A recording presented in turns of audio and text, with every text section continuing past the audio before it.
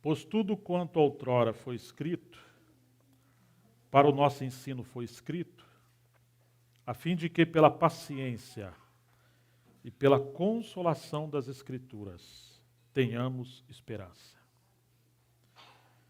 Pai, mais uma vez nós colocamos a Tua palavra nas Tuas mãos e esse tempo pedimos que o Teu Espírito possa nos guiar, que essa Tua palavra que é fiel e verdadeira possa nos dirigir, nos fazer compreender a Tua vontade. Nós somos totalmente necessitados de Ti. Te pedimos em nome de Jesus, para a Tua glória. Amém. Obrigado, querida. Deus tem uma maneira clara de nos ensinar como seu povo. E Ele é tão claro que Ele cria muitas circunstâncias e meios para que o seu ensino seja puro, cristalino, sem dúvida. E Ele nos ensina de diferentes maneiras, como Deus é didático. A sua forma de ensinar é precisa. E uma das formas que Deus escolheu é que Ele usou a história como meios de ensinamentos. Por um lado, a história é verídica, se trata de fatos que aconteceram, mas enquanto aqueles fatos estavam acontecendo, ao mesmo tempo Deus tornou aqueles fatos como meios de nos ensinar. De maneira que os fatos, as histórias, elas também seriam como profecias ou tipologias. Aquelas coisas que aconteceram, muitas das coisas que aconteceram,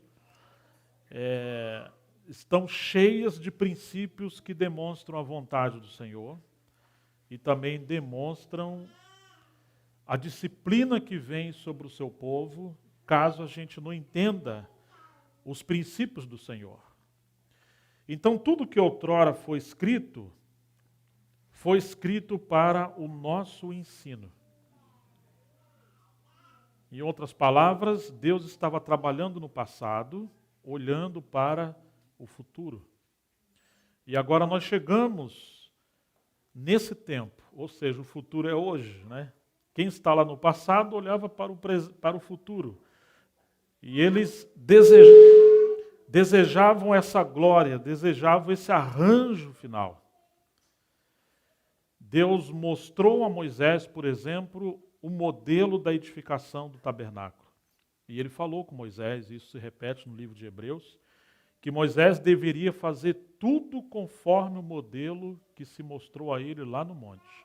Moisés não poderia acrescentar nada, porque aquilo que Moisés estava fazendo lá no passado era simplesmente um tipo da realidade espiritual que viria no futuro através de Cristo e da igreja. Então Moisés trabalhava no tempo dele, mas a base de Moisés era a realidade espiritual do futuro. Tudo no Velho Testamento eram sombras e figuras. É isso que fala o livro de Hebreus. Imagine se você olha o sol, especialmente de manhã, quando ele está brilhando. Se alguém entra na frente do sol e ele vem andando, o que vem primeiro? Primeiro vem a sombra, depois vem o corpo dele. É exatamente isso o Velho Testamento. Deus fez muitas coisas no passado, mas essas coisas eram sombras, figuras daquilo que Deus faria no futuro. Então, por um lado, eles trabalharam no passado, mas a realidade de tudo que eles faziam era o futuro. Eles tinham que, pelo Espírito Santo, olhar o futuro. Somente tinha serventia para Deus os homens que tivessem os olhos abertos. Se eles não tivessem visão espiritual daquilo que Deus fez em Cristo, no aspecto da eternidade, é claro que se cumpriria na história, eles não poderiam ser úteis à sua geração. Porque a base deles não era terrena, a base deles era futura, era espiritual. Então Deus abriu os olhos daqueles profetas e dos seus servos no passado, para eles verem a vontade de Deus, o propósito de Deus e a culminação desse propósito no futuro. E através daquilo eles trabalhavam. Quando eles trabalhavam, eles estavam desenvolvendo a etapa do propósito de Deus no passado, mas aquilo ia crescendo. Por exemplo, Jacó teve uma visão da casa de Deus. Quando ele deitou naquela pedra ali em Betel, e ele teve uma visão, ele viu os céus abertos, aquela escada que ligava os céus com a terra, os anjos que desciam e subiam, ou subiam e desciam, e depois que ele acorda, ele fala, quão terrível ou temível esse lugar, e eu não sabia, isso aqui é a casa de Deus, a porta dos céus. Mas o que Jacó tinha ali para dizer que aquilo ali era a porta, ou a casa de Deus? Ele não tinha nada, ele só tinha uma pedra. Só que aquela pedra representava Cristo. Ele teve uma visão, então ele entendeu que a casa de Deus não seria um templo, a casa de Deus seria uma edificação espiritual, ou aquela escada, por meio de quem, ou do qual, os anjos subiriam e desciam, e haveria comunicação de Deus com os homens. Aí você pega o livro de João, lá no começo, quando Jesus está chamando os seus primeiros discípulos, e Jesus fala para eles, quando eles ficarem impressionados, especialmente a Natanael, quando Jesus fala que viu ele assentado debaixo de uma árvore, Natanael adora o Senhor, ele falou, você adorou por isso? Mas você vai ver coisas maiores. Você vai ver agora os céus abertos e os anjos subindo e descendo diante do Filho de Deus. Ou seja, aquela casa que Jacó viu lá no Velho Testamento era uma figura de Cristo, que é a casa de Deus, o lugar onde Deus habita. Deus jamais foi visto por homem algum, mas o Filho de Deus que estava no seio do Pai, esse o deu a conhecer. Ou seja, que o Filho é a expressa imagem do seu ser, é o templo onde Deus mora, é o templo onde Deus habita. Mesmo as edificações, ou os aspectos das edificações da casa de Deus, que é uma só no Velho Testamento, tudo aquilo representava Cristo e a igreja. No começo, Abraão edificava tenda e altar. E ali ele se encontrava e falava com Deus. Depois veio o período de Jacó. Depois de Jacó, podemos ver o período de Moisés. Moisés edificou aquele tabernáculo. E no livro de Hebreus, a gente pode ver esse versículo no livro de Hebreus, capítulo 3.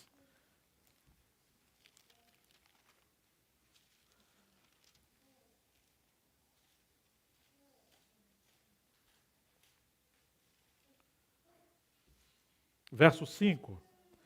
Moisés era fiel em toda a casa de Deus, como servo. Para quê? Que diz a sua Bíblia? Para testemunho das coisas que haviam de ser anunciadas. Está vendo?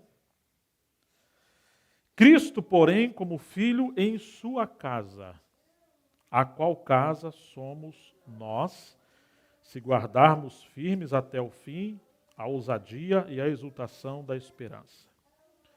Então você vê, Moisés não podia acrescentar nada, o Senhor foi muito rigoroso com Moisés, porque tudo que Moisés estava fazendo, segundo esse texto e outras passagens, ele era um servo que deveria trabalhar aquilo como um testemunho.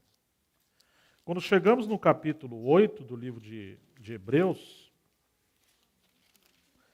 nós vamos encontrar, quando está falando dos sacerdotes, verso 5, 8:5 diz assim, os quais ministram em figuras e sombra das coisas celestes. Assim como foi Moisés divinamente instruído quando estava para construir o tabernáculo, pois diz ele, vê que faças todas as coisas de acordo com o modelo que te foi mostrado no monte.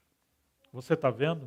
Que clareza, você está vendo que disciplina, você está vendo o cuidado de Deus com a sua casa, com a sua obra e como Ele nos ensina.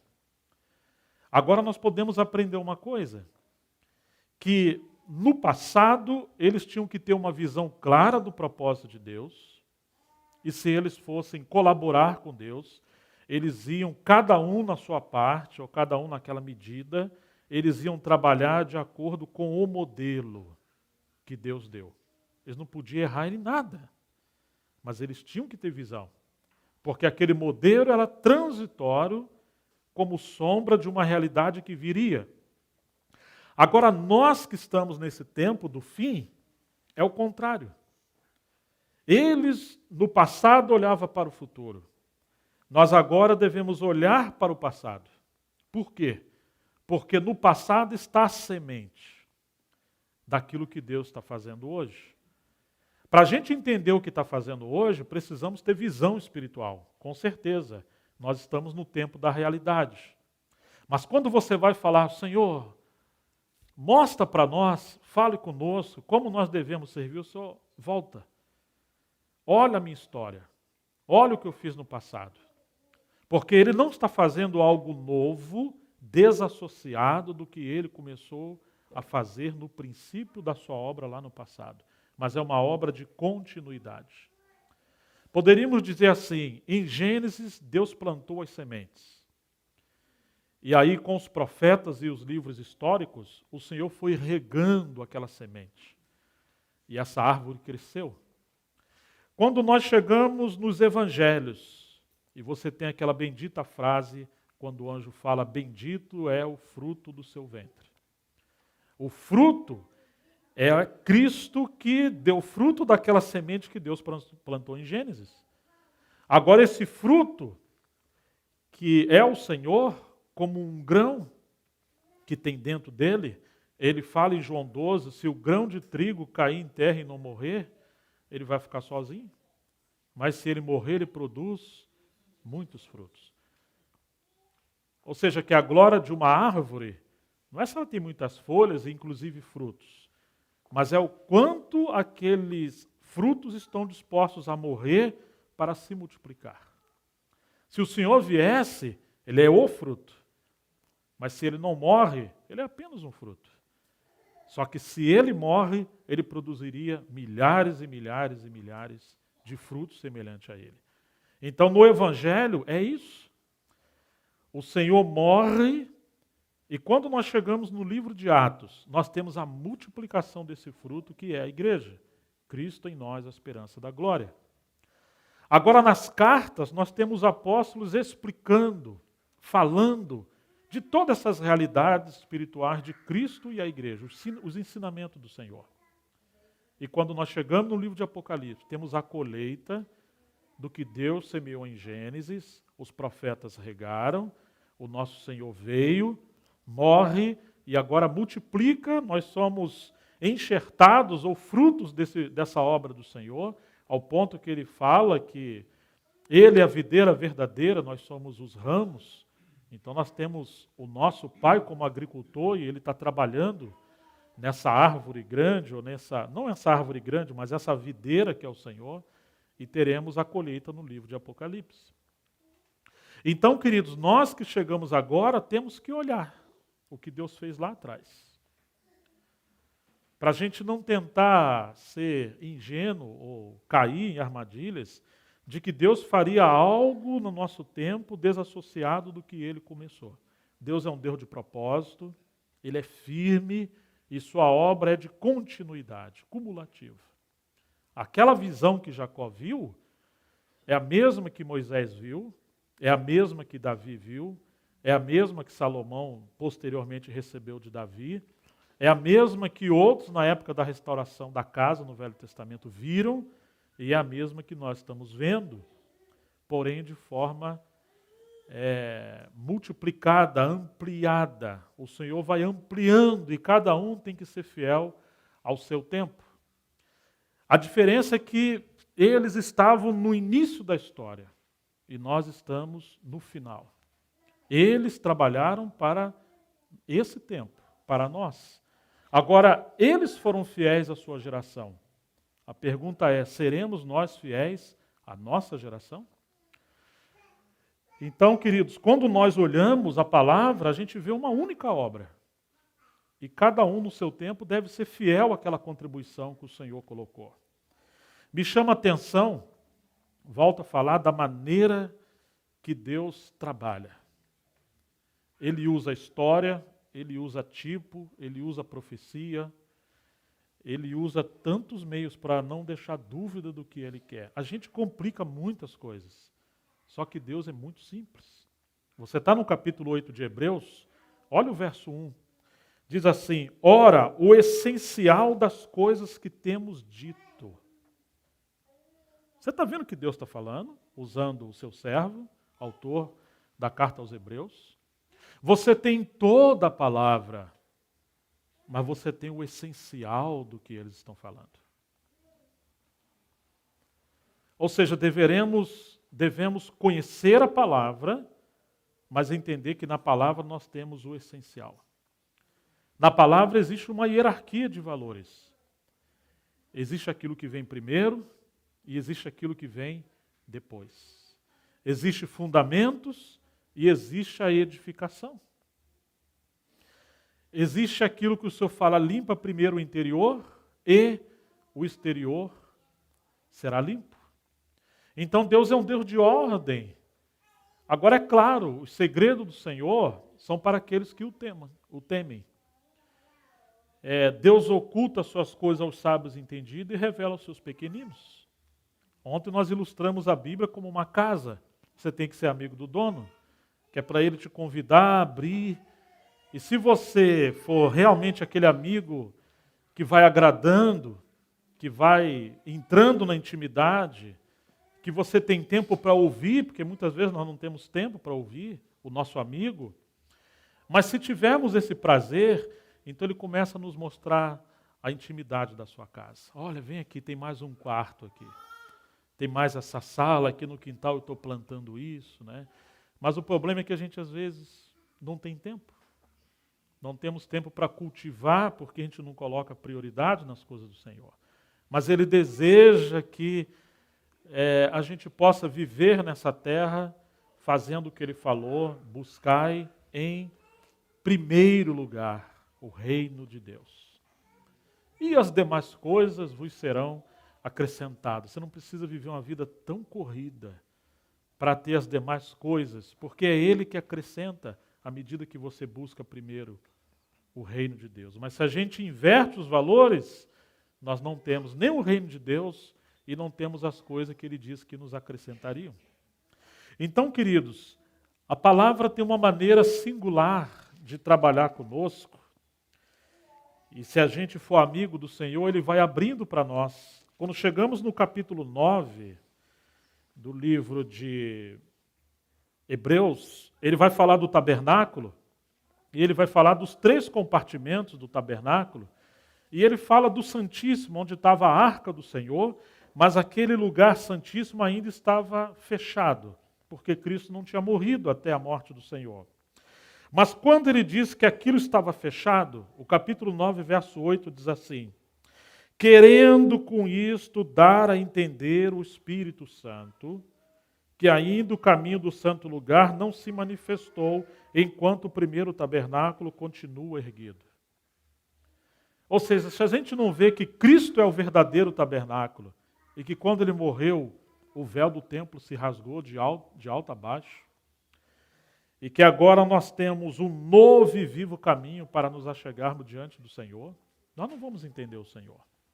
Ele está dizendo que tudo aquilo lá, o Espírito que fez, o Espírito Santo queria nos dar a entender. Está vendo isso aqui? O essencial, o Espírito Santo queria nos dar a entender. Quando você estiver lendo a palavra, lembre-se disso. O Espírito Santo quer que você leia a história, mas você tem que ler garimpando, procurando entender o que o Espírito Santo queria ensinar. Senão vai ser só história. Tá certo? Então ele fala, querendo com isso dar a entender o Espírito Santo. Então, irmãos, está cheio de riquezas na palavra. E a gente tem que procurar ser amigo do Senhor. Sabe quando você está numa casa, você é um estranho, e a pessoa fala assim, você pode ficar à vontade, pode tomar café. A xícara está lá no armário, mas você olha aquela cozinha grande, cheia de porta. Mas em qual armário? Você vai perguntar. Está nesse da direita, mas em qual porta? E aonde fica o açúcar? E aonde está a colher? Porque você chegou agora ali. Se você vai habitando naquela casa, sendo amigo do dono e da dona, você passa a saber onde está tudo. Claro que às vezes Tem gente que mora na casa e vive como se fosse um estranho, não sabe nada onde ficam as coisas. Né? Às vezes é muito comum, bem, aonde está isso aqui? E significa que ela sempre faz para ele. E às vezes isso é um problema grave. Devemos procurar ajudar uns aos outros e a palavra diz, Pedro fala que nós devemos coabitar com a esposa, o marido, né? Viver a vida comum do lar com entendimento. Às vezes o marido precisa aprender a lavar uma louça, ajudar a abrir um armário, ajudar nas coisas, que se a mulher faltar, para ele não morrer de fome, né? Mas enfim. A casa não pode ser uma casa estranha para nós, né?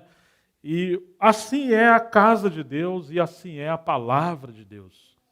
Nós devemos ter interesse pelas coisas do Senhor. Quando chegamos no capítulo 10, ele vai falar assim, ora, de Hebreus, visto que a lei tem sombra dos bens vindouros. Você está vendo? A lei tem sombra dos bens vindouros, não a imagem real das coisas. É assim que você tinha que ler a lei. Você tem que ler a lei hoje a partir de Cristo. Quando você lê a lei a partir de Cristo, você vai encontrar sentido para todas as coisas que estão no Velho Testamento. Mas se você não olhar a partir de Cristo, fala, puxa, eu não estou entendendo nada. Por exemplo, o povo está no deserto e começa a murmurar. Quando eles começam a murmurar, as serpentes vêm e começam a picar o povo. E aí eles vão reclamar com Deus. Deus fala, olha, levanta, Moisés, uma serpente de bronze no deserto, põe ela bem em pé, todo aquele que for mordido, olha para a serpente de bronze e aquele que olhar ele vai ser curado. Isso é uma tipologia. Puxa, Senhor, mas você não pode não pode ordenar que as serpentes não venham morder a gente? Ele falou, não. Isso aqui é uma tipologia. As serpentes representam os demônios.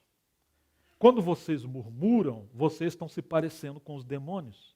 Por isso que elas estão vindo. Esse é o veneno da serpente.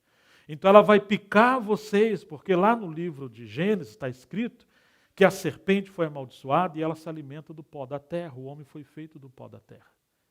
Então a serpente quer comida, e a comida é o pecado, e murmuração é pecado. Se vocês não querem que a serpente venha, vocês têm que parar de murmurar. É simples. Como o diabo gosta que a gente murmura, né? Que a gente fale mal uns dos outros, que reclama e tudo. Mas aí o Senhor mandou levantar uma serpente, mas se a serpente representa isso, o que essa serpente de bronze representa? Aí você pega João capítulo 3, que Jesus está dizendo que assim como a serpente foi levantada na época de Moisés, o Filho do Homem também seria levantado e todo aquele que olhasse para ele seria salvo.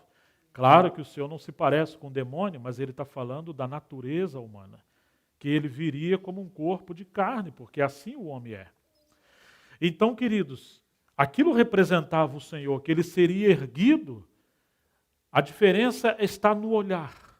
Nós precisamos olhar para o Senhor. Ele queria atrair a nossa visão para ele. Quantas coisas o Senhor fez no Velho Testamento, como sombras, como tipologia, como ensinamento do que ele faria no futuro. Muitos erros, muitos problemas nós temos hoje, porque nós fazemos as coisas desassociadas da história. Aquele que não honra a história, ele está fadado a cair nos mesmos erros daqueles que cometeram erros na história. Então, se a gente não quer cometer os mesmos erros e sermos reprovados, devemos analisar a história com a intenção de conhecer o caráter e a vontade de Deus. Tem uma outra passagem, em 1 Coríntios, que ela é muito interessante, quando Paulo vai falar da obra de Deus no tempo de Moisés com o seu povo, e ele diz assim, 1 Coríntios capítulo 10, ora, irmãos, eu não quero que ignoreis que nossos pais tiveram todos sobre a nuvem e todos passaram pelo mar, tendo sido todos batizados assim na nuvem como no mar, com respeito a Moisés. Ou seja, a nuvem fala da direção de Deus. Aquela nuvem que estava sobre o tabernáculo durante o dia e uma coluna de fogo durante a noite. Quando a coluna de fogo ou a nuvem se movia, então eles deveriam desmontar o tabernáculo, os levitas com os sacerdotes, e eles seguiriam a direção do Senhor. Quando o Senhor parasse, eles paravam. Quantos milagres o Senhor fez no Velho Testamento? Eles passaram no meio do mar, quando Deus tirou seu povo do Egito para os levar a Canaã. Esse foi um grande milagre. E eles também foram batizados, assim como na nuvem, como no mar, com respeito a Moisés. Todos eles comeram de um só manjar espiritual, beberam da mesma fonte espiritual, porque bebiam de uma pedra espiritual que os seguia. E o que diz a Bíblia? E a pedra era Cristo. Ué, peraí, então Cristo é uma pedra? Será que são essas pedras que estão aqui fora do sítio do irmão, que estão as pedras bonitas aí? Será que é isso que a Bíblia literalmente está falando? Não. Ele está falando que aquilo era uma tipologia de uma realidade espiritual. Mas eles não entenderam que aquela pedra era Cristo no sentido de que Ele é a fonte da provisão. É dali que provê a água. E aí, irmãos, entretanto, apesar de todos esses milagres, Deus não se agradou da maioria deles, razão porque ficaram prostrados no deserto. Você imagina, depois de todos aqueles milagres, Deus não se agradou da maioria deles? Por quê? Porque eles conheceram as obras de Deus, mas eles não conheceram os segredos de Deus, do coração de Deus, ou os caminhos de Deus. Está no Salmo 103, se a memória não me falha. É possível alguém ser afetado pelos milagres de Deus, mas ainda assim o seu coração está duro, em trevas, e não conhecer o porquê Deus está fazendo aqueles milagres. É possível beber daquela pedra, mas não entender que aquilo é uma figura da verdadeira pedra. É possível comer daquele maná, mas não entender que aquele maná é um tipo do verdadeiro alimento espiritual, que Jesus falou, eu sou o pão. É possível beber da água, mas não entender o que Jesus falou, eu sou a água, ou quem beber de mim jamais terá sede. Porque a minha carne é verdadeiramente comida e o meu sangue é verdadeiramente bebida. Interessante quando o Senhor fala verdadeiramente, quer dizer que até a comida que você come, ela não é verdadeiramente a verdadeira comida. Ela é só uma ilustração que o Senhor usa. Entretanto, Deus não se agradou da maioria deles, razão porque ficaram prostrados no deserto. Bom, até aí a história, né? Agora olha o que Paulo fala. Ora, estas coisas se tornaram, o que elas se tornaram? Exemplos para nós, a fim de que não cobicemos as coisas más como eles cobiçaram. E aí, mais adiante, verso 11, estas coisas lhe sobrevieram como exemplos e foram escritas para quê? Para advertência nossa, de nós outros, sobre quem os fins dos séculos têm chegado. Você está vendo? Que Deus manda Moisés e Deus manda os seus servos escreverem, mas Ele está pensando em você e em mim, e Ele está pensando no seu povo no final dos tempos, e agora Ele quer que a gente leia o Velho Testamento para aprender através da história literal aquelas realidades espirituais que estavam lá e representam o que Ele está fazendo hoje. Talvez nós não estejamos entendendo o que Ele está fazendo hoje, mas se você ler a história, você vai entender. Com esse pano de fundo de compreender o que Ele está fazendo hoje. Muito interessante que no verso 7 ele diz assim, não vos façais, pois, idólatras como alguns deles. Como assim idólatras? Porque está escrito, está escrito, o povo se assentou para comer e beber e levantou-se para divertir-se. O senhor está chamando isso aqui de idolatria. O povo assentou-se para comer e beber e levantou-se para divertir-se. O que ele está dizendo? Que existe um Deus, com letra minúscula, chamado entretenimento, chamado lazer, chamado prazer. Quando o homem coloca o sentido da sua vida em simplesmente fazer aquilo que gosta e se sentir bem, ele é o pior dos idólatras. Porque ele já não está adorando uma coisa externa, mas ele está adorando um ídolo muito maior e mais sutil, que é o ego dele. Ele quer que Deus, que abriu o mar vermelho, que enviou o pão do céu, que fez a água botar da rocha ou da pedra, que operou tudo isso, ele faça tudo isso para o homem se sentir bem. Então ele é um miserável. Ele é um pagão. Ele quer que Deus seja o provedor dele, o escravo dele, o servo dele, para ele viver bem. E que pena, irmãos, que nós às vezes oramos sempre assim, né? Ah, Senhor, provê para nós, faça conosco, me guarde do mal, me livra de tudo isso, guarda o meu marido. Claro, se o marido não é tão bom, Senhor, tu que sabes, se o Senhor quiser levar, vai ser uma libertação, o Senhor sabe. Eu não quero que ele morra, claro que às vezes eu quero, mas o Senhor sabe. Ou vice-versa, né? Mas no futuro, na verdade, no nosso interior, o que a gente está fazendo, a gente está cultuando um culto a nós mesmos. Nossa oração é um fogo estranho, porque ela não está focada na glória de Deus, no propósito de Deus. No lugar da gente orar, Senhor, nos ensina o que devemos aprender com as circunstâncias hoje, com a nossa luta, com a nossa batalha, seja com a família, seja com o trabalho, seja com a igreja, seja com a natureza, com a crise que o Brasil está passando, seja o que for. A nossa tendência é repreender o diabo e querer viver bem. E a gente às vezes não percebe que não é o diabo. É o Senhor que está trabalhando algumas coisas conosco. Então, irmãos, o povo era idólatra, porque eles participaram de todas essas bem-aventuranças, das bênçãos do Senhor, mas eles não entenderam o plano eterno de Deus e por isso eles morreram no deserto. Nós agora chegamos no nosso tempo, do tempo do fim. Será que nós sabemos o que o Senhor quer conosco? Será que nós estamos ouvindo o que o Espírito Santo está falando conosco? Será que nós estamos entendendo o que Ele está fazendo na nossa geração, o que Ele busca na nossa geração? Quantas coisas o Senhor deixou no Velho Testamento que foram escritas porque Deus estava olhando para a colheita. O agricultor prepara a terra, ele deita sonhando que ele vai plantar, ele vai cuidar, ele vai fazer tudo, mas os seus olhos estão voltados para onde? Para a colheita. Deus trabalhou olhando para a colheita, olhando para esse tempo do fim.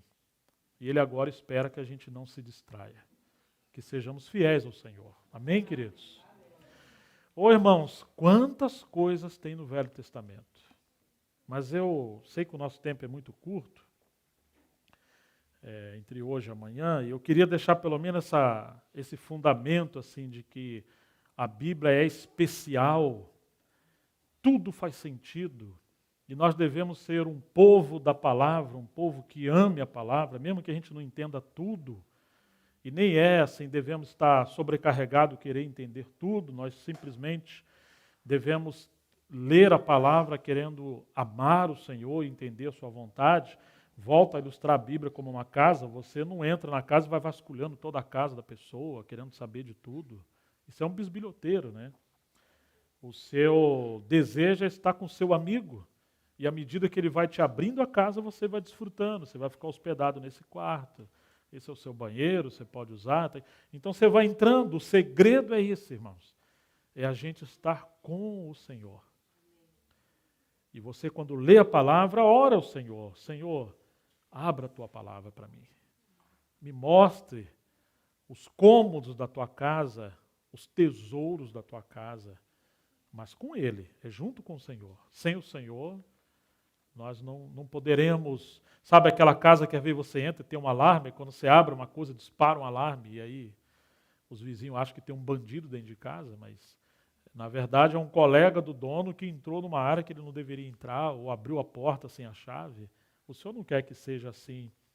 Tem pessoas que entram em assunto da Bíblia que não deveria entrar, e ele acaba criando uma heresia, porque ele tocou em pontos que está além da estatura dele. Deus deu uma medida de fé para cada um de nós. E você tem que se contentar com aquela medida que o Senhor te deu. Nós somos um corpo. Ele não vai revelar tudo para uma pessoa só. Ele quer que a gente tenha humildade para reconhecer o que Ele deu a cada um e a gente possa depender uns dos outros. Nos fundamentos, todos nós devemos crer e confiar na mesma coisa. Em vários aspectos geral também, mas tem uns assuntos mais delicados da palavra. Pedro falou que o Senhor deu uma sabedoria especial para Paulo, e Paulo falava umas coisas assim profundas que os indoutos torciam para a sua própria perdição e ruína. E Pedro reconhece que essas coisas eram elevadas. Mas Deus deu a Paulo esse entendimento. Então Pedro deveria depender de Paulo. E à medida que ele está junto com Paulo, em comunhão com Paulo, ou se o Espírito Santo abrisse o entendimento de Pedro para entender o que Paulo falou, então agora aquilo ficaria claro. Mas se o Senhor não nos aproxima de Paulo, ou se o Espírito que inspirou Paulo não abriu o entendimento nosso, nós devemos ter a humildade para falar, irmãos, isso aí eu não sei. E se o Senhor quiser, Ele vai me ensinar. Eu vou estudar, talvez eu vou ler alguns livros que os irmãos mais velhos me indicam, mas nós devemos nos guardar dessa arrogância de achar que você tem que saber tudo e ter resposta para tudo. Não, você não tem resposta para tudo. Nós não temos resposta para tudo. Mas o nosso desejo maior não é ter resposta para tudo. Nosso desejo maior é ser amigo daquele que tem resposta para tudo. Não importa quem vai responder entre nós. Se ele responder, a gente está satisfeito. É ele que fala, é ele que faz. Então, queridos, muitas coisas temos na palavra. Mas existe uma coisa especial, assim como está no livro de Hebreus, o essencial. Deus quer uma casa edificada para Ele habitar nessa casa com a sua família, e Ele quer que essa casa seja a expressão da sua pessoa. Essa casa era um tipo da verdadeira casa, como Hebreus 3,5 fala em diante, a qual casa somos nós. Então, muitas coisas da época da edificação do Velho Testamento eram figuras da verdadeira casa espiritual que o Senhor edificaria. Jesus falou, eu edificarei a minha igreja e as portas do Hades não prevalecerão contra ela. Ou seja, eu vou construir a minha casa, eu vou construir a minha igreja. Mas como ele fará isso? Ele não vai fazer algo diferente do que ele fez no Velho Testamento. Casa na Bíblia representa família. É o mesmo significado. Certa vez o Senhor fez Adão, depois ele disse, não é bom que o homem esteja só. É claro que esse é o sentimento que o Senhor tinha em relação ao seu filho ou a ele mesmo. Então ele diz, far-lhe-ei uma ajudadora que lhe seja idônea. E como Deus fez isso? Ele não trouxe um daqueles animais que ele criou e apresentou a Adão. Adão, o que você acha? Digamos que Deus tivesse esse senso tão cômico de falar, olha, teve um sujeito chamado Darwin e outros acreditaram na evolução. Então assim, eu criei umas macaquinhas bonitinhas, sabe? Você casa com ela. Ô Senhor, mas isso aqui é uma macaca. Não, mas ela vai evoluir. Você tenha paciência, se você não comer da árvore do conhecimento do bem e do mal, você vai ficar viva aí muitos anos. Aí quem sabe ela vai evoluir, um dia ela fica assim, sabe? Bonitinha, assim. Mas não teve isso, irmãos. Isso é só uma façanha, né, da ciência falsa. Adão não viu uma mulher ou alguém semelhante a ele, ainda que ele viu os pares de cada animal e deu nomes. Então o Senhor enviou um profundo sono a Adão e tirou uma parte de Adão, e no hebraico diz que o Senhor, daquela parte que ele tirou, ele lhe edificou a mulher. Edificou. O Senhor falou, eu vou edificar a minha igreja. Mas ele primeiro colocou essa tipologia em Adão, porque no livro de Romanos diz que Adão era uma figura daquele que havia de vir, o qual é Cristo. Assim como Adão adormeceu, e como aquilo era só um tipo, a realidade é Cristo na cruz, que não dormiu, ele morreu. Mas assim como o Senhor abriu o lado de Adão, abriram o lado do Senhor com uma lança, e dali saiu sangue e água. E a gente vê na Bíblia que a água é um tipo da palavra, da vida da palavra. Como Eva saiu da costela de Adão, ou do lado de Adão, a igreja procede de Cristo. O que é a igreja? A igreja é aquilo que procede de Cristo. Se não nasceu dele, da vida, da revelação, da palavra, se não é ele fazendo algo entre nós, isso é macaco, girafa, hipopótamo, você pode chamar de qualquer coisa, mas isso não é igreja. Ou assim como aquilo não era Eva, vocês me entendem, né? Então, quando o Senhor fala, eu vou edificar minha igreja, já temos um tipo lá no Velho Testamento. Igreja, assim como Eva era a extensão de Adão, igreja é a extensão de Cristo. Isso é a igreja. Por isso não devemos ter expectativa de fazer coisa, inventar coisa, construir coisa, trazer gente, levar gente. Não, irmãos. A igreja não vem da terra, a igreja procede do coração do Senhor. Agora, ele fez muitas coisas no Velho Testamento em relação à sua casa, só que um dia seu povo se tornou rebelde. Eles passaram a idolatrar ídolos, altares falsos. O Senhor só queria um altar, e apenas ele como único Deus. E o Senhor permitiu, na verdade ele falou, olha, se vocês forem fiéis, eu vou parafrasear, né? Todas as bênçãos que eu prometi a Abraão, Isaac e Jacó, eu vou cumprir em vocês. E eu vou dar aquela terra prometida, que é Canaã. Vocês vão ter que despojar todos aqueles inimigos. As mulheres também? Sim, as mulheres também.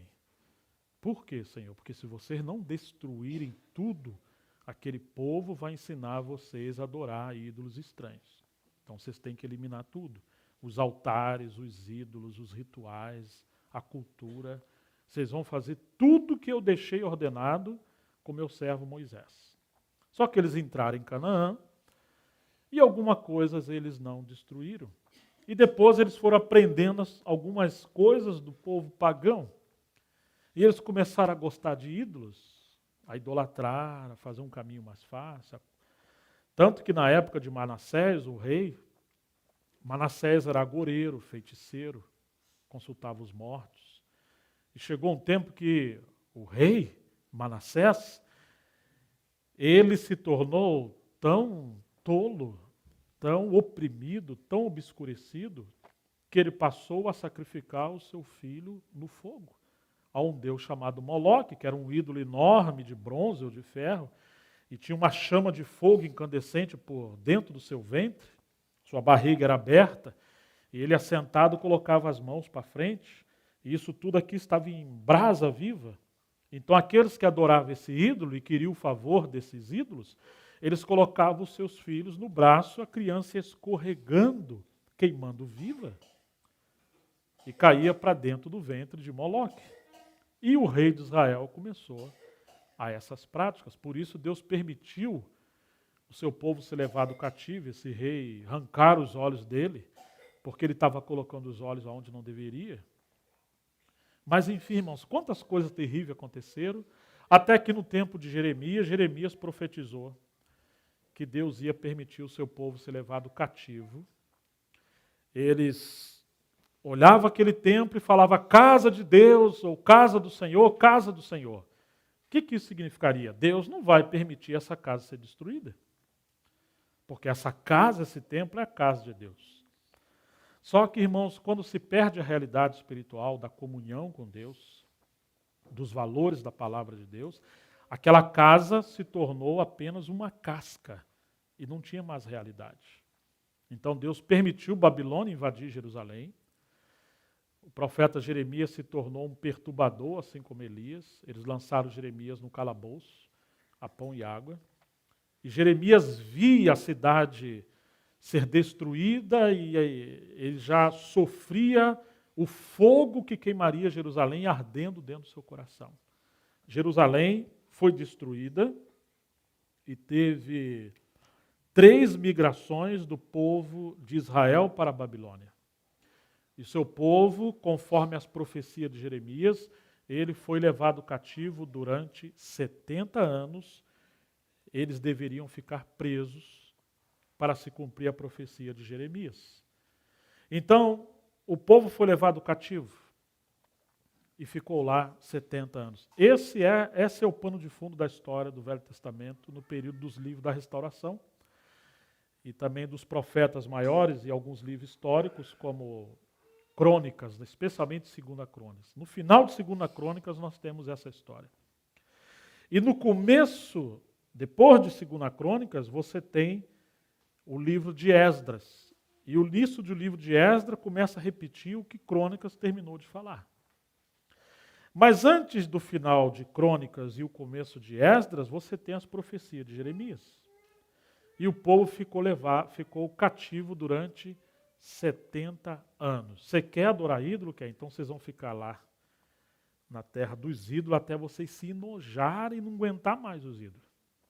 Às vezes nós somos assim, a gente quer uma coisa, de tal maneira, falou, tá bom, eu vou liberar. Depois fala, Senhor, pelo amor de Deus, me livra disso, né? A gente fala, Senhor, eu quero uma casa grande, a gente reclama, a casa está pequena, tá bom, a casa grande, daqui a pouco, eu não aguento mais essa casa grande, tanta faxina, tem escada, mas você pediu uma casa grande, né? Eu quero mudar de sofá, aí você perturba o marido, aquela coisa, arruma, o sofá está duro, né? A gente é assim, sabe? Tem hora que a gente é enjoado, né? O Senhor sabe como é que somos nós, né? Irmãos, mais ou menos como Sara, né? Abraão, está aí Agar, entra em Agar, gera um filho para mim. Dona Sara, pum, perturbou Abraão fez, gerou Ismael, e o que aconteceu? Sara ficou enciumada, enojada, expulsou Agar com seu filho. Mas quem que inventou essa história? Foi Sara. Então, mulher é boa de inventar, tem uma mente assim muito brilhante, né? Ela chegou a conversar com serpente, que ela não aguenta ficar quieta, fala cerca de 25.000 palavras por dia.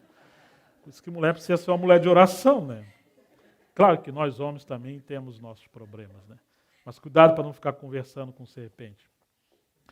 E aí, irmãos, o que acontece? O povo foi levado cativo, ficou 70 anos no cativeiro. Quando nós chegamos no livro de Daniel, no capítulo 9, não precisa abrir, depois vocês olhem com o tempo, acho que a maioria dos irmãos já sabe disso. Daniel estava em Babilônia, mas Daniel era um homem que estudava a palavra. E Deus conta com pessoas que amam a palavra. Ele orava 3 vezes ao dia e ele era um homem que estudava a palavra. E o que Daniel entendeu? Daniel entendeu que o tempo que Jeremias profetizou, que o povo ficaria cativo em Babilônia, seriam de 70 anos. Falou, puxa vida, esse tempo chegou. Daniel já estava velhinho, porque ele foi levado cativo jovem. Mas o que Daniel começou a fazer? Ele começou a orar fervorosamente. E ali nós temos um segredo maravilhoso. Quando nós passamos a orar, segundo as palavras de Deus, segundo as profecias, segundo as promessas, e você entende o que Deus está fazendo no seu tempo, essa é uma intercessão poderosa. E Deus vai responder essa oração. Nós não sabemos orar, mas nós precisamos aprender a orar.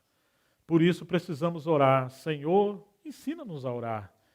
Graças a Deus que o Espírito Santo intercede por meio de nós com gemidos inexprimíveis.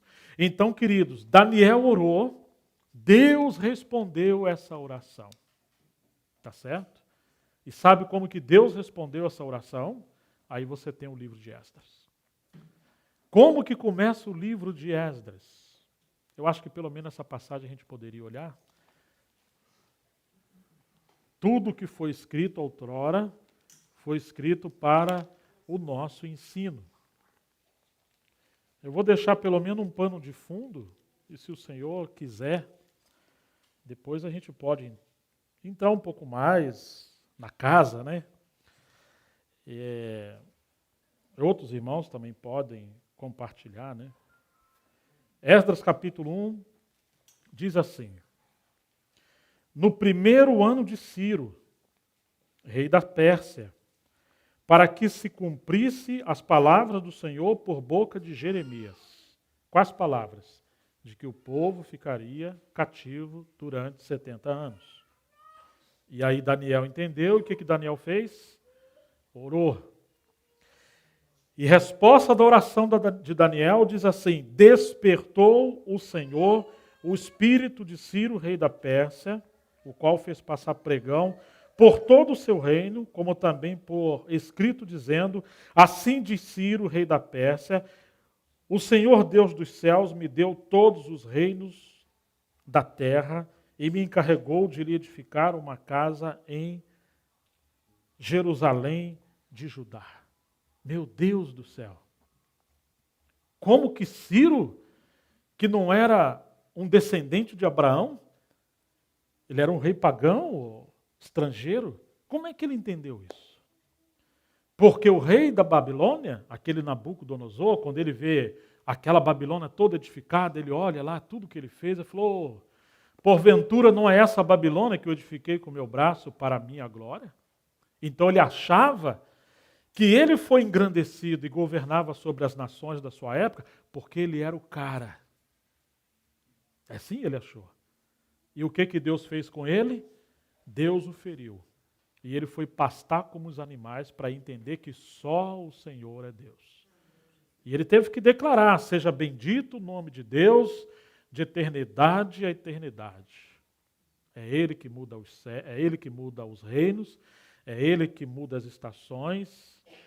Ele remove e restabelece reis e dá sabedoria aos sábios e dá entendimento aos entendidos. Ele teve que se humilhar. Mas Ciro falou: opa, o Deus dos céus. Ou seja, ele não falou que é o Deus da terra. Porque quando o povo foi levado cativo, a casa de Deus foi destruída. Então a glória de Deus, ou Icabode, a glória de Deus foi embora. Voltou para os céus. E Ciro está entendendo isso. Ele é o Deus dos céus, mas ele também quer ser o Deus da terra. E como que ele vai ser o Deus da terra? Tem que lhe edificar uma casa na terra. Então eu sou o rei Ciro, da Síria, estou sobre todas as nações, mas eu estou entendendo algo. Ele governa ainda a história das nações. Não tem nada fora do controle do Senhor. Mas por que ele fez isso? Porque ele quer uma casa em Jerusalém. Ô irmãos, como é que ele entendeu isso? Porque tinha uma profecia lá no livro de Isaías, cerca de 200 a 250 anos antes de Ciro. E alguém que estudava a palavra dentro da Babilônia fez correr esse assunto lá dentro. Às vezes parece que Deus não está fazendo nada, né? O povo está cativo lá. Só que Deus está usando as circunstâncias para o seu testemunho ser levado adiante. Está no livro de Isaías 44, o último versículo. Quando o Senhor fala assim: o que eu vou dizer de Ciro? E ele diz que Ciro era o seu pastor, o seu servo, que ia edificar a sua casa e que Jerusalém voltaria a ser reedificada. Acho que é o verso 28. Aí quando chega no próximo capítulo, 45, verso 1, ele fala de Ciro novamente. E 45, verso 13, ele fala novamente. E ele não chama Ciro de um homem ímpio, ele chama Ciro de meu servo ou meu pastor. Você já imaginou isso? Por isso que alguns liberais acreditaram que Isaías não viveu muito bem naquela época. Ele deve ter vivido no período de Ciro, um pouquinho depois, porque como é que alguém vai falar com tantos detalhes de um rei que viria 250... Não é assim. Você tem que ter muita fé para ser ateu ou cético. Porque a história, a matemática, a ciência, a arqueologia e a história da humanidade, os historiadores não cristãos, tudo Deus usa para testemunhar que a sua palavra é a verdade. Graças a Deus por isso, né, que esse é um dos métodos que Deus usa também para nos ensinar. E Ciro entendeu essas coisas. Sabe o que Ciro fez? Ele falou, quem é pelo Senhor, volte para Jerusalém para edificar uma casa. E aí, aqui você tem o princípio da edificação. O tempo de Deus, cumprindo a profecia, a intercessão que é necessária, e Deus move a circunstância. É Ele que move, irmãos, não somos nós. Deus fez o que com Ciro? Despertou o espírito de Ciro, e a palavra diz que o Senhor despertou o espírito daqueles que eram filhos, daqueles que eram servos do Senhor. Olha o verso 5, olha o verso 3. Ciro está falando, Esdras 1, 3. Quem dentre vós é de todo o seu povo, seja seu Deus com ele, e suba a Jerusalém de Judá, e edifique a casa do Senhor, Deus de Israel. Ele é o Deus que habita, não aqui, onde nós estamos. Aonde que Deus habita? Porque Ele escolheu Jerusalém. E Ciro entendeu isso. Vão edificar a casa dele. E aí no verso 5, depois de Ciro ter dado a autorização para eles voltarem, diz assim, então se levantaram os cabeças de família de Judá. Presta atenção nisso, irmãos. Cabeças de família. Esse é um outro princípio. Deus quer homens que sejam cabeças, que sejam líderes. Hoje é um tempo complicado, porque é um tempo de inversão de valores. Temos carência de homens firmes, que governam a sua casa, que sejam homens de caráter e que, sobretudo, sejam homens de Deus. Quase sempre as mulheres oram mais do que os homens, têm mais compromisso que os homens no nosso tempo, porque nós estamos vivendo um tempo de uma geração fraca. Mas se o Senhor tiver misericórdia de nós e quiser nos usar, assim como Ele despertou o espírito de Ciro e o espírito dos seus servos por causa da sua casa, assim como Ele chamou cabeças de famílias, Ele vai querer também que nós, claro que famílias aqui eram tribos, eram casas inteiras, mas era um princípio, Ele vai querer que os homens assumam responsabilidade espiritual com a sua casa. Sejam homens que, como no Velho Testamento, você tinha sacerdotes, profetas e reis. Deus quer que os homens hoje sejam sacerdotes, ou sejam homens de oração. Para eles serem profetas, ou seja, eles tenham palavra de Deus para conduzir sua família. E eles sejam reis, ou seja, eles sejam cabeça da sua casa. A religião ensina assim, não, pergunta o pastor. O homem vai terceirizando as suas responsabilidades. Né? Mas Deus quer que a gente seja homens de oração, homens de palavra e homens que governam as suas coisas. Para que a mulher se sinta segura e os seus filhos tenham também a proteção. Então, se levantar esses homens de Judá, de Benjamim, e os sacerdotes, os levitas, com todos aqueles, olha isso aqui, irmãos, cujo espírito Deus despertou para subir a edificar a casa do Senhor, a qual está em Jerusalém. Quer dizer que a obra da restauração da casa começa quando Deus aviva o espírito das pessoas. Nesse tempo, ainda que haviam milhares de judeus ali, calcula-se aproximadamente 1 milhão de judeus, outros falam em mais do que isso. Mas, irmãos, apenas 5% de todo aquele povo que estava ali dentro, que Ciro falou, vocês podem voltar para Jerusalém. Apenas 5%, porque depois vai narrar que voltaram 42 mil, e mais os servos e aqueles que cooperavam, e dá uma média de 50 mil. Por quê, irmãos? Porque o povo de Deus, lá em Babilônia, ele aprendeu uma outra língua, que era a dos caldeus.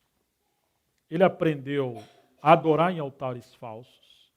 Ele aprendeu o paganismo. Ele podia ter várias mulheres. Ele aprendeu a ganhar dinheiro, a negociar com coisas sagradas. Os vasos da casa de Deus estavam trancados, que representam os dons e os ministérios. O povo, quando olhou, falou assim, mas voltar a Jerusalém está tudo queimado, tudo acabado, não tem nada lá. Depois de tudo que a gente já fez aqui, nós criamos um nome aqui. Babilônia representa aquele sistema político, econômico e religioso, como hoje. A gente pensa que Babilônia é só o catolicismo. Não, irmãos. Mas também Babilônia não é só denominações. Babilônia é um sistema globalizado. Alguns estão numa cegueira religiosa, outros estão no capitalismo, outros estão em política. Mas, de alguma maneira, é um meio onde o povo de Deus está escravizado de muitas coisas que estão distante daquilo que Deus fala, e eles são escravos de um sistema. Mas olhando a questão do aspecto religioso, eles ouviram Ciro falar, e lá dentro está Daniel, e lá dentro está outro servo de Deus. Olha, a vontade de Deus é que a gente volte para Jerusalém. Ué, mas se é a vontade de Deus que volte para Jerusalém, por que ele permitiu a gente ficar aqui? Porque vocês foram rebeldes. Ah, mas eu já... Volta para Jerusalém. Só que para voltar para Jerusalém, você vai ter que abrir mão de tudo. E aí, irmãos, o que aconteceu? 95% não quis pagar o preço. Eles preferiram ficar em Jerusalém. Às vezes a gente fala assim, não, mas é porque Deus só despertou o espírito de 5%. Não, não é bem assim. De fato, ele despertou o espírito deles. Mas por quê? Porque primeiro houve um desejo. Muitas vezes Deus não trabalha na vida das pessoas e as pessoas colocam a culpa em Deus, né? O senhor sabe que eu tenho esse pecado, né, irmão? Então ele vai me perdoar? Sim, mas a questão é, você quer ser liberto? Me entende como, irmãos? Como que o senhor vai trabalhar conosco se a gente, na verdade, gosta daquilo? E o que aconteceu? Esse remanescente voltou porque concordou com a profecia, se submeteu a Deus, quis agradar o Senhor. Agora você imagine se não é um arranjo do Senhor. Imagine se 1 milhão de judeus decide concordar com Ciro e volta. Isso é uma péssima estratégia de guerra, porque eles vão perder 1 milhão de escravos. Ciro vai perder 1 milhão de operários. Ele vai perder impostos. E agora ele vai perder também a provisão, que Ciro disse que eles voltariam com ouro, voltaria com os vasos, voltaria com tudo. Nenhum rei em sã consciência vai fazer isso. Mas esse rei foi afetado por Deus, ou seja, que quando Deus trabalha, ele vai permitir e ele vai operar de meio de que sua casa vai ser edificada de alguma maneira e nós não devemos ter dúvida disso. Queridos irmãos, esses 5% voltaram. No capítulo 2 você tem a relação daqueles que voltaram. Os nomes das casas, isso mostra para nós que um dia estaremos diante do tribunal do Senhor. Você pode ser um grande homem em Babilônia, mas seu nome está na relação daqueles que vão cooperar com Deus no final dos tempos? Não. Então tudo que você fez é perdido. Há homens que são muito grandes diante da sociedade, mas diante de Deus eles não existem. Estão reprovados. É melhor fazer uma coisinha desse tamaninho, pequenininha para o Senhor, mas isso tem uma repercussão eterna, do que você fazer uma coisa muito grande diante da sociedade, mas diante de Deus você nunca começou, porque aquilo ali não é a obra de Deus na sua vida, não é a sua vocação. Não teve iniciativa em Deus. Então você tem a relação daqueles que voltaram, e eu vou terminar aqui. O capítulo 3 de Esdras mostra que chegando o sétimo mês, e estando os filhos de Israel nas cidades, ajuntou-se o povo como um só homem em Jerusalém, ou na base do governo de Deus, na base da obra de Deus. Quando nós voltamos para a base da restauração do Senhor, nós podemos ser um. Porque as nossas opiniões, a busca de liderança, de ambição, de querer fazer as coisas à nossa própria maneira, isso é coisa de Babilônia. E tem que tomar cruz para voltarmos para Jerusalém. E então levantou-se Jesua, filho de Josadaque, e seus irmãos, sacerdotes, e Zorobabel, filho de Sealtiel, e seus irmãos, edificaram o altar de Israel, para sobre ele oferecerem holocausto, como está escrito na lei de Moisés, homem de Deus. Firmaram o altar sobre as suas bases, e ainda que estavam sobre o terror dos povos de outras terras, ofereceram sobre ele holocaustos ao Senhor de manhã e à tarde. Claro que se eles fossem praticar o que se aprende no paganismo, ou nas outras nações, você chegou no lugar, você tem que primeiro levantar muralhas. Você tem que levantar proteção para o povo que vai ficar ali dentro, para depois começar a construir outras coisas. Só que o Senhor prometeu que ele seria uma muralha para Jerusalém. E você quer uma muralha melhor do que essa? Primeira coisa que tem que se restaurar quando se volta para a edificação da casa é o altar. Porque o altar significa nada pertence a nós. Tudo pertence a Deus. O altar representa a cruz de Cristo, aonde o homem morre para as suas ambições e aonde Cristo tem o direito sobre toda a nossa vida. O altar também representa a base da consagração. Se Deus vai voltar a falar com o homem, esse lugar é o altar da consagração. Então eles queriam que Deus deixasse de ser apenas o Deus dos céus e voltasse a ser o Deus da terra. Mas ele volta a ser o Deus da terra em Jerusalém. E em Jerusalém a primeira coisa que se edifica é o altar. Ô irmãos, quantas lições nós temos em relação à casa? Aquele remanescente representa o remanescente que Deus está atraindo para o seu filho, para essa migração de Babilônia. Na transliteração, Babilônia representa um lugar de confusão, de muitas línguas, de muitos cultos, de muitas coisas estranhas, onde o povo não entende uns aos outros. Você lembra da Torre de Babel, que Deus confundiu as línguas? E o Senhor está migrando o seu povo, trazendo de volta para a sua base da edificação da sua casa no tempo do fim. Infelizmente foi um remanescente. E hoje, irmãos? Quantos de fato estão dispostos a abandonar tudo para se voltar para a palavra, para Cristo e recomeçar tudo de novo? E aprendermos as coisas conforme o Senhor falou na sua palavra. Vocês estão me entendendo? E quando a gente voltar, queira Deus que já voltamos, eu creio que estamos voltando, a primeira coisa é o altar. Porque tudo que formos fazer daqui para frente tem que ser na base do altar. Às vezes nós nos esquecemos do altar, nós queremos inventar as coisas, né? Ô irmão, daqui para frente vamos fazer assim. Falou, opa, peraí, rapaz. Dá uma síndrome de Babilônia. A nossa alma é agitada, você quer inventar. Rapaz, lembra, lá era assim. Hoje nós precisamos depender do Senhor, do Espírito Santo, e é uma dependência coletiva no altar, nós temos que esperar em Deus, mas é a segunda palavra. Porque Ele quer uma casa. Depois que eles edificaram o altar, eles lançaram os alicerces. Claro, eles começaram a fazer os seus sacrifícios, aí vem a mesa do Senhor e outras festas, mas eles lançaram os alicerces, depois começaram a edificar a casa, e esses são assuntos para posteriormente. Mas eu quero deixar um versículo para a gente entender, deixar claro como que Deus usou todo esse aspecto da história. E isso representava, além de tudo que nós já lemos, o que Deus faria no tempo do fim. Zacarias 3:8, se alguém tiver a versão King James atualizada, seria uma leitura mais próxima do pensamento original, né? Não sei se alguém tem, pelo menos no celular, né? Tem?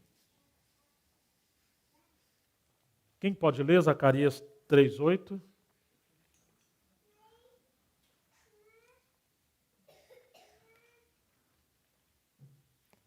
Alguém achou?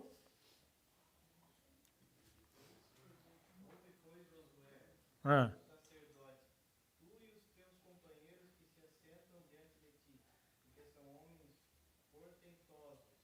Ok. Portentosa. Essa é a versão revista atualizada, né? Alguém tem uma outra versão? Tem versões, vai dizer de presságio, mas a King James ninguém tem, nem a versão século XXI. Está igual. Então, a King James fala que esses eram homens representativos. Eles eram exemplos. Deus estaria usando Josué, Zorobabel e todos os companheiros deles, e aqueles homens eram representativos daquilo que Deus faria no tempo do fim, da edificação da sua casa. Então, queridos, que coisa maravilhosa, porque até mesmo o nome dos profetas, todos têm significados maravilhosos em relação à sua obra e em relação ao que Deus faria no nosso tempo. Mas depois os irmãos podem olhar esse texto com mais calma. Zacarias capítulo 3, verso 8. O Senhor fala que viria o renovo, que é Cristo, mas está dizendo que aqueles homens representavam também aquilo ou as pessoas que Deus usaria e aquelas coisas que Ele faria no final dos tempos em relação à restauração do testemunho do Senhor. O que Deus está fazendo hoje, irmãos, Ele está restaurando a sua casa. Mas a sua casa como lugar da sua morada. Não é a sua casa para os homens, é a sua casa para Deus. E quando ela é para Deus, então ela também é nossa, mas ela é para a glória de Deus. Infelizmente, quando não entendemos isso, nós queremos fazer as coisas à nossa maneira, para que aquela obra seja o testemunho do nosso ministério. Não. É o testemunho do Senhor. Por isso que tem que se voltar para tudo que a palavra diz. Como o Senhor falou a Moisés, ora Moisés, preste atenção, faça todas as coisas conforme o modelo que se te mostrou no monte. Não pode fazer nada fora daquilo que o Senhor deixou estabelecido na sua palavra. Que o Senhor nos ajude a voltar a ler a palavra com esse pano de fundo e aprender com a história o que Ele está nos ensinando em relação ao que Ele está fazendo nesse tempo do fim, para sermos pessoas fiéis e colaboradoras com esse tempo que o Senhor quer contar conosco. Amém, queridos? Vamos orar ao Senhor e obrigado pela paciência dos irmãos, mas que o Senhor abençoe vocês. Pai, em nome de Jesus, rogamos ao Senhor, nos dê revelação, sabedoria espiritual, intimidade na Tua palavra, que possamos realmente entender o que o Senhor está fazendo conosco nesse tempo do fim, em relação à edificação da Sua casa, e ajuda-nos também concordar e sermos conduzidos pelo Teu Espírito a essa migração de Babilônia para Jerusalém, diariamente, de deixar as coisas que não condizem com a Tua palavra, com o Teu propósito, e se permitir ser trabalhado por Ti e também trabalharmos contigo, para que sejamos edificados como a casa do Senhor, o testemunho do Senhor nesse tempo. Não deixa a gente perder tempo, não deixa a gente fazer coisas que contrariam a Tua vontade. Ó Senhor, mas que tudo para nós faça sentido e que tudo que fizermos tenha aquela iniciativa do Teu Espírito, para que nada seja perdido e nós sejamos úteis ao Senhor, possamos agradar ao Senhor. Como a geração do tempo do fim, que antecede a Tua volta, que o Senhor realmente leve adiante a Sua obra através de nós. Nós Te agradecemos em nome de Jesus, para a Tua glória. Amém.